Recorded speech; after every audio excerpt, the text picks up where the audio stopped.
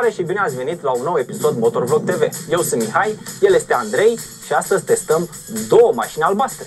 Una dintre ele are 320 de cai putere, iar cealaltă are 625 de cai putere. Așa că suntem pe Transbucegi cu aproape 1000 de cai putere și mă gândesc să începem materialul cu mașina albastră. Cu aia mai albastră. Păi care e mai albastră? Nu știu, eu zic că e mai albastra mea. E mai albastra mea. Albastru Marina Bay. Racing Blue la mine. Bine, doamnele mai întâi. Dacă ai văzut ultimul meu material cu Honda Civic Type R, care a implicat și un Megane RS, atunci deja știi că nu sunt un foarte mare fan al designului acestei mașini. Mai bine spus însă, nu eram.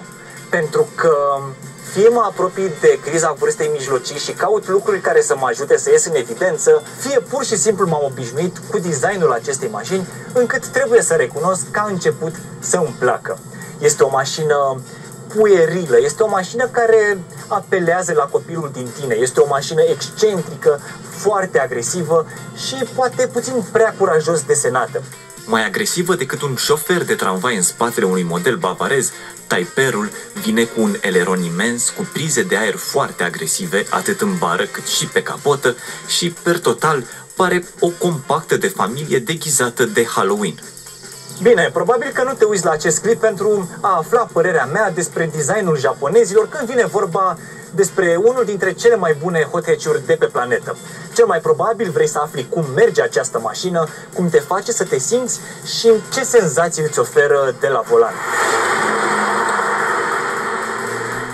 Ei bine, noul Type R trebuia să fie mai bun decât modelul pe care îl înlocuiește. Lucru care nu e deloc ușor, pentru că și vechiul model era o mașină excelentă.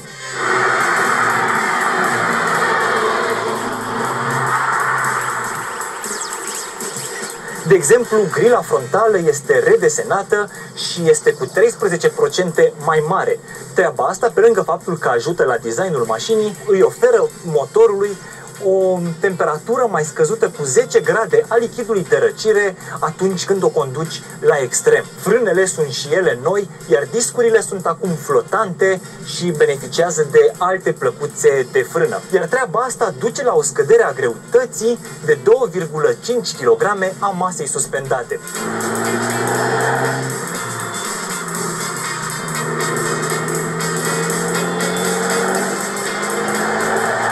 De control adaptiv al amortizoarelor face calcule mai repede și ajustează setările suspensiei mult mai rapid în funcție de suprafața pe care rulezi. Bucșile suspensiei spate au fost rigidizate și oferă acum o forță laterală cu 8% mai mare decât în cazul generației precedente. Sunt o grămadă de detalii super fixe și super tehnice, dar care cumva îți dau nota perfecțiunii către care țintesc japonezii de la Honda când vine vorba despre Type R. Și știu că nu pare mare lucru, dar toate aceste mici modificări duc experiența de condus aproape de perfecțiune.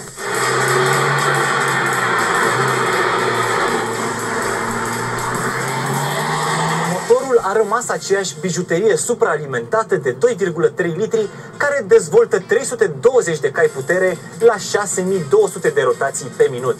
Momentul motor maxim este de 400 Nm și este disponibil de la 2500 la 4500 de rotații pe minut.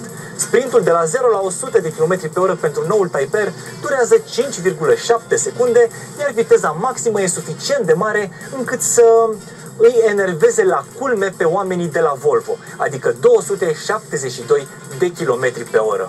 Ei bine, dacă motorul este o bijuterie, cutia de viteze, manuală cu 6 trepte, este un diamant. Timoneria este de o acuratețe și de o plăcere ieșită din comun. Capul schimbătorului a revenit la forma de picătură și include acum o contragreutate de 90 de grame care să sporească feeling-ul și care să îți trezească toți nervii senzoriali din palmă.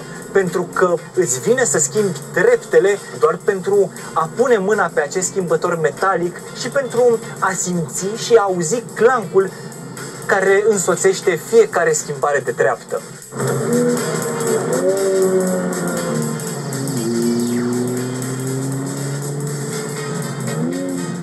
vârsta pedalei de frână a fost acum scurtată cu 15 mm, tocmai pentru a avea un feeling mai bun și pentru a-ți oferi mai mult control. Și dacă tot am ajuns la pedale, să știi că și pedala de accelerație este acum drive-by-wire, ceea ce înseamnă că motorul răspunde mai repede și înseamnă că poți avea un control mult mai fin asupra accelerației și o greutate mai scăzută, pentru că inginerii japonezi au considerat că eliminarea cablului clasic pentru pedala de accelerație duce la o scădere a greutății.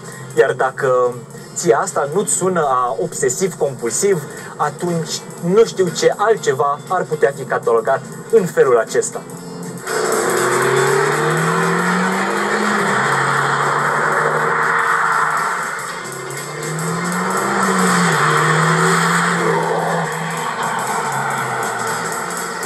Ai 3 moduri distincte de condus pe care le poți selecta prin intermediul acestui mic comutator de aici, poziționat lângă plăcuța care îți spune ce model conduci. Ai parte de modul Comfort, modul Sport și modul Plus R. Atunci când pornești motorul, mașina se trezește la viață automat în modul Sport. Dacă vrei să mergi către extrem, trebuie să selectezi modul Plus R. Iar în momentul acela, o compactă de familie cu ceva mai multă putere se transformă într-un diavol tasmanian gata să devoreze viraje cu o poftă incredibilă.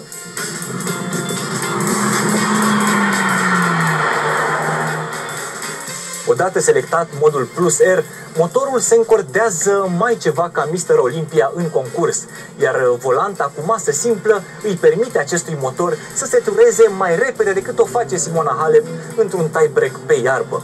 Direcția se întărește și ea mai ceva ca știm noi ce după știm noi ce pastilă.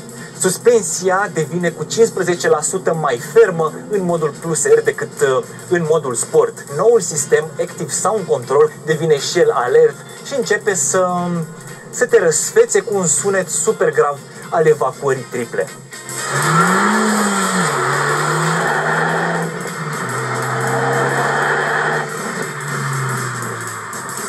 În același timp, LED-urile din instrumentarul de bord digital îți indică exact momentul în care trebuie să schimbi într-o treaptă superioară, iar sistemul Rev Matching îți ușurează viața mai ceva ca un cuptor cu microunde.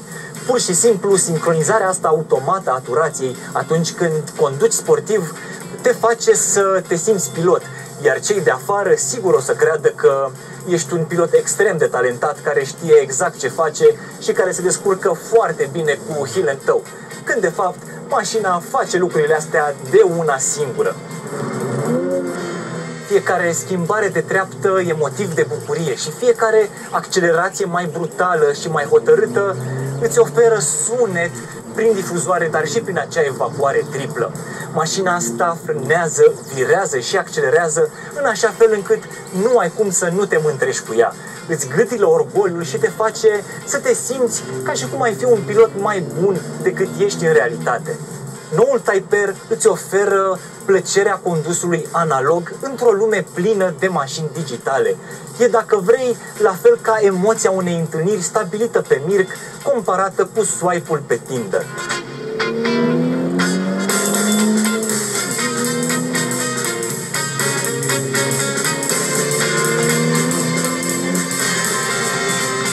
Și ține minte că inclusiv cutia de viteze are un radiator răcit cu apă care răcește un alt radiator cu ulei. Noul sistem de frânare cu discuri flotante pe față îți asigură o forță de frânare mai mare pentru mai mult timp, frânări mai puternice, mai târzii și secunde câștigate. Și toate aceste modificări te ajută să mergi cât mai tare, cât mai mult pe circuit. În schimb, aici, pe Transbucegi, noul Type R este armonie pură. Cu volanul ăsta îmbrăcat în Alcantara, acest selector de viteze și aceste scaune superbe îți transmit tot ce poate mașina asta să-ți transmită. Mai ales că direcția e mai precisă decât un seismograf. Așa că știi tot ce se întâmplă cu roțile față înainte să se întâmple și poți anticipa foarte, foarte bine comportamentul mașinii. Singurul lucru care nu mă încântă sunt aceste anvelope care pare că nu se ridică la înălțimea mașinii. Și am mai spus asta și în testul anterior cu Type R, cred că alegerea anvelopelor nu este cea mai potrivită. Diferențialul față cu alunecare limitată lucrează din